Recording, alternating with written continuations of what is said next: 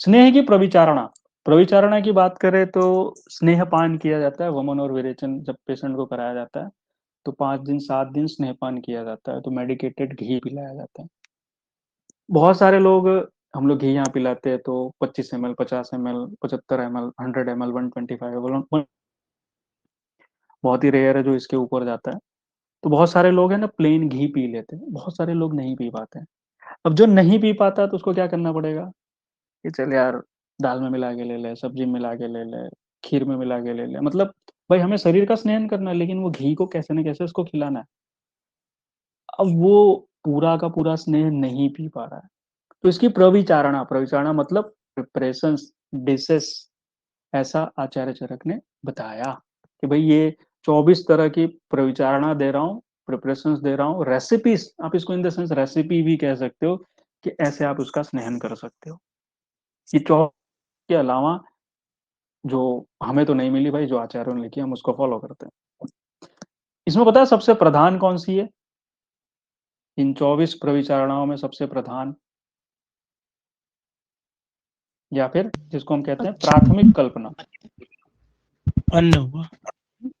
अच्छा। तो मुझे लगता है आप सभी ने उसका नाम सुना है, जिसको हम कहते हैं अच्छपेय। अच्छपेय का मतलब होता है प्लेन घी पीना, सिर्फ और सिर्फ घी पीना। कोई 25 ml घी रहता है, पंचतिक, नाम सुना होगा आप सभी ने। मुझे लगता है जहर उससे अच्छा होता होगा यार, है ना। आदमी को मीठा जहर दे दो वो पी लेगा, लेकिन वो घी नहीं पिएगा, क्योंकि किसी ने पिया हो तो उसको याद आ जाता है मेमोरी में, वो मतलब लाइफ टाइम मेमोरी बन जाती है कि कड़वा इतना भी होता है यार। तो दिस इज अच्छ पे प्राथमिक कल्पना, या फिर प्रमेय प्रधान कल्पना कह सकते हो ये स्नेह प्रविचारणा की, है ना, द मेन रेसिपी। अब इस आचार्य चरक ने 24 और 64 बताई।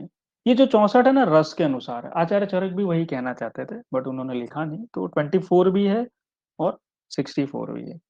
मैं एक बात बताऊं, मैंने ये गलती बहुत सारे लोगों को करते हुए देखा है। वो क्या करते हैं, अच्छा पे भी एक कल्पना है और ये 24, मतलब टोटल 25 कल्पना होती है स्नेह की, ऐसा दिमाग लगाते हैं। क्या ऐसा करना चाहिए?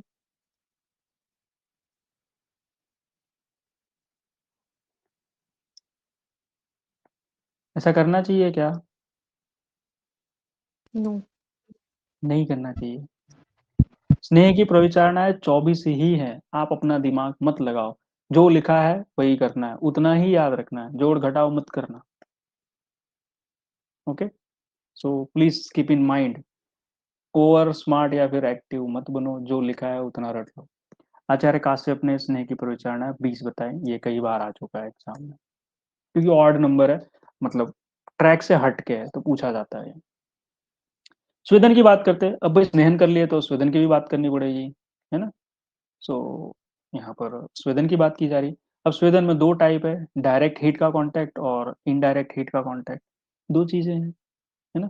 तो सअग्नि अगर बात करोगे, आचार्य चरक 13 प्रकार, आचार्य सुश्रुत 4 प्रकार और आचार्य वाग्भट 4 प्रकार। आचार्य काश्यप के 8 प्रकार है, इनमें से बहुत सारे पूछे जाते हैं।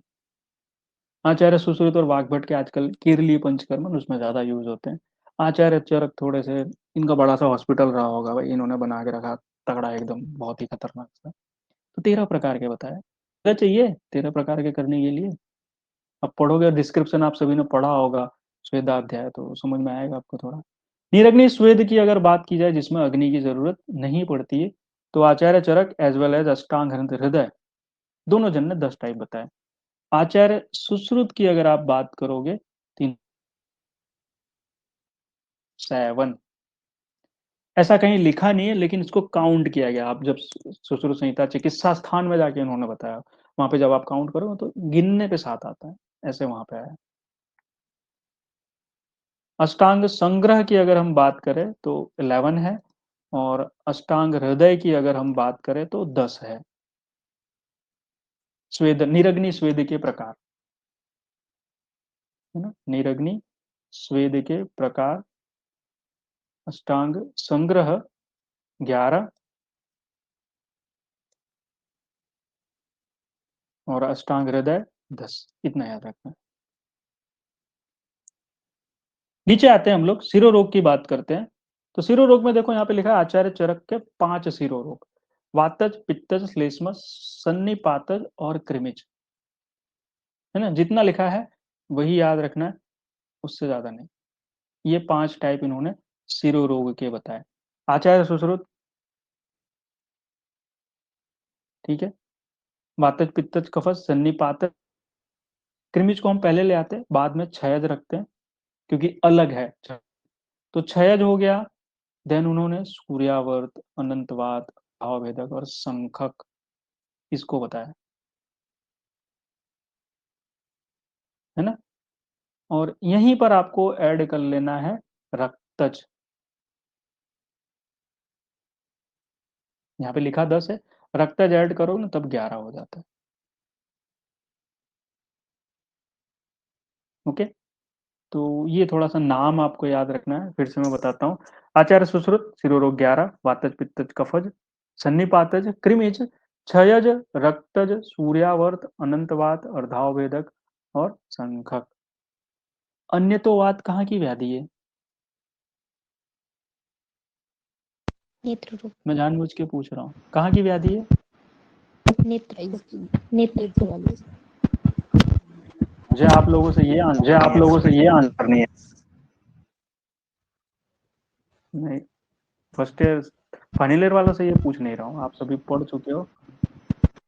अगर मैं क्वेश्चन पूछ रहा तो आपको पिन पॉइंट, मैंने पिन पॉइंट बोला अन्य तो बात कहाँ की व्याधि है, तो आपको पिन।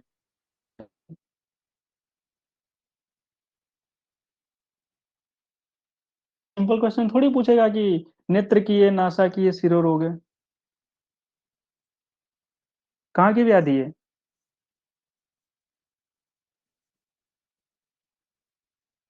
नहीं समझे क्वेश्चन? भाई संधिगत है, वर्त्मगत है, दृष्टिगत है, कहाँ की है, किस पटल की व्याधि है?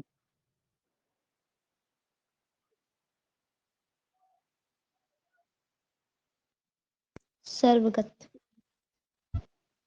सर्वगत। यस। कौन बताएगा आंसर?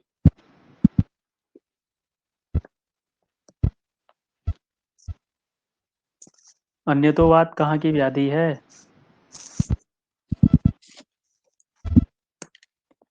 जल्दी जल्दी बताओ।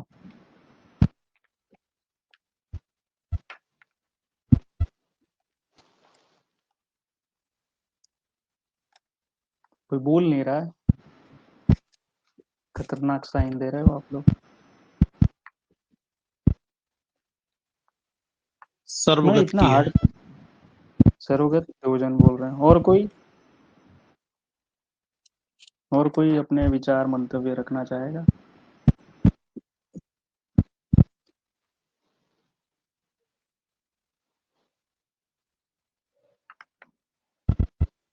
बताओ भाई, जल्दी बताओ। सर्वगत। Very good. सर्वगत व्याधि है अन्यतोवात। आपका आंसर ये होना चाहिए था, लेकिन आप क्या बोल रहे हो, नेत्र रोग है। ऐसा नहीं होना चाहिए, याद रखो। अन्यतोवात सर्वगत नेत्र रोग है, ऐसे पूरा कंप्लीट आंसर देना चाहिए। ओके। सो चलते हैं हम लोग। आचार्य माधव की बात करें तो इन्होंने भी शिरोरोग 11 बताया। आचार्य वाघ बताते हैं। अब यहाँ पे ना एक लाइन लिखनी जरूरी बनती है आचार्य वाघभट्ट के अनुसार। इन्होंने क्या किया, अनंतवात और क्षयज न मान के, आचार्य वाघ ने अनंतवात और क्षयज शिरोरोग न मानकर, इसका कहने का मतलब है इन्होंने आचार्य सुश्रुत को फॉलो किया। 10, 10 में से 2 माइनस करो कितना होता है, 9। ठीक है, तो ये 9 हो गई, इसको नहीं माना, न मानकर क्या किया इन्होंने, कंपवात माना है।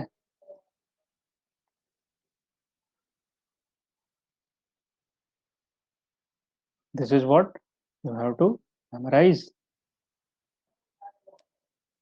हृदय रोग की बात करते हैं।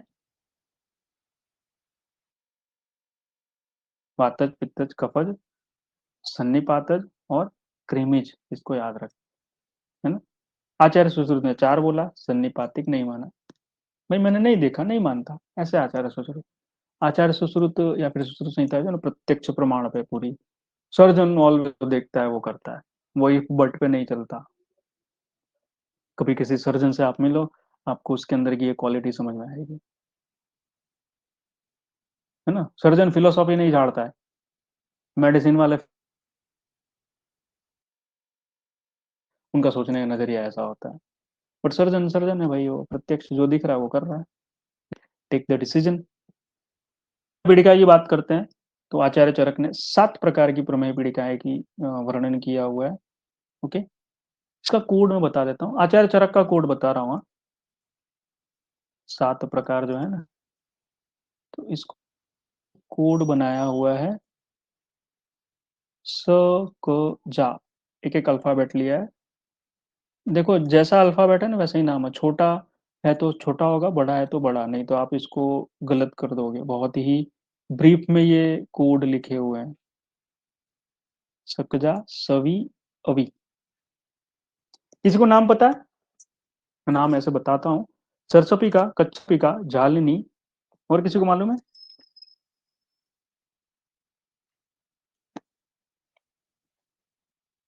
भिन्नता, विद्रधि, अलजी और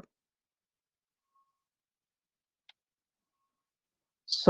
बड़ा जो स है ना वो सरावी का है, और यहाँ जो छोटा सा है वो सरसपिका के लिए है ना। फिर से मैं बोल रहा हूँ तब याद आएगा।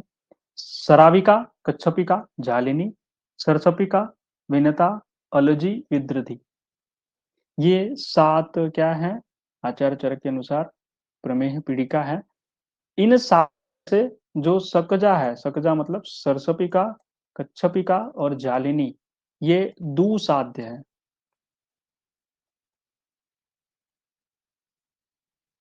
क्योर विथ डिफिकल्टीज इसको कहते हैं। ये पूछे हुए क्वेश्चंस हैं, इसको थोड़ा याद रखने हैं। आगे आओगे आचार्य सुश्रुत, वाग्भट और माधव, इनकी जो प्रमेय पीड़िकाएं हैं वो 10 है। नीचे आचार्य काश्यप की बात करोगे तो उन्होंने 8 बताई, आचार्य चरक की 7 प्लस अरुणसी का ऐड कर लिया। भोज ने क्या किया, इस 8 में 9 कुलत्थी का, बोले भाई चलो मैं भी थोड़ा सा अपना योगदान दे दूं, कुलत्थी का नाम की ऐड कर लेता हूँ, तो उन्होंने 9 बना दी। अगला आते हैं सोथ। सोथ की बात करते हैं और सोथ के उपद्रव। तो सोथ के उपद्रव यहाँ पे आप देखोगे तो आचार्य बताया, आचार्य सुश्रुत ने 9 बोले, 9 कैसे बताया, आचार्य चरक के साथ में ना हिक्का और का से ऐड कर लिया, इस तरह से उनका हो गया 9।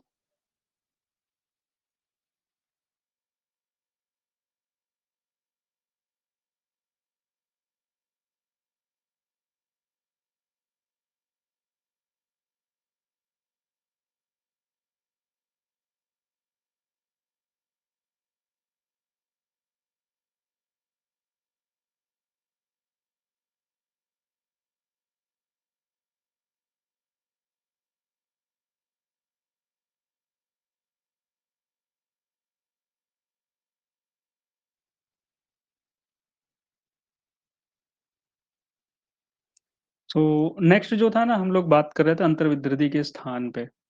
तो आचार्य चरक ने 9 विद्रधियां बताई, आचार्य सुश्रुत 10 बता रहे हैं, उन्होंने 9 प्लस गुदा को कर लिया। चरक से अतिरिक्त जो गुद प्रदेश है उसको एक्स्ट्रा अंतर विद्रधि का स्थान माना गया है, तो वहां पर भी विद्रधियां पाई गई हैं, देखी गई हैं, तो दिस इज व्हाट वी सी। और आचार्य सुश्रुत ने उसी को वर्णन किया हुआ है। अग्रद्रव्य की बात करते हैं, आचार्य सुश्रुत ने टोटल 100, चरक ने 152 अग्रद्रव्य बताया, सूत्र स्थान 25 में, और इस चैप्टर का नाम है यज्ञपुरुषी अध्याय। चैप्टर का नाम है, रेफरेंस याद रखना है। अष्टांग संग्रह सूत्र 13 में बताया गया है, इस चैप्टर का नाम ही अग्रद्रव्य संग्रह है, अभी तक नहीं पूछा कभी। सबसे जो अलग है ना वो है अष्टांग हृदय, उन्होंने 55 अग्रद्रव्य बताया, ओनली 55। और इसका वर्णन है ना उत्तर तंत्र का आखिरी अध्याय, आखिरी पेज पे किया हुआ है, और उस चैप्टर का नाम है वाजीकरण अध्याय। 40वां अध्याय है वाजीकरण, यहीं पर इसका वर्णन किया हुआ है। ओके, तो ये मोस्ट इंपॉर्टेंट क्वेश्चन है इस लाइन में अग्रद्रव्य में, और ये पूछेगा तो स्थान ही रखेगा आपसे सबसे पहले। चैप्टर तो अभी तक नहीं पूछेगा मुझे नहीं लग रहा है, बट आपको हमें पूरा याद रखना है। उत्तर तंत्र के 40वें अध्याय जिसका नाम है इन्होंने इसका वर्णन किया हुआ है। तो आई होप इतना आपको याद रहेगा। देखते हैं कोई क्वेश्चन या क्वेरी हो तो आप लोग अनम्यूट करके अभी पूछ। Thank you.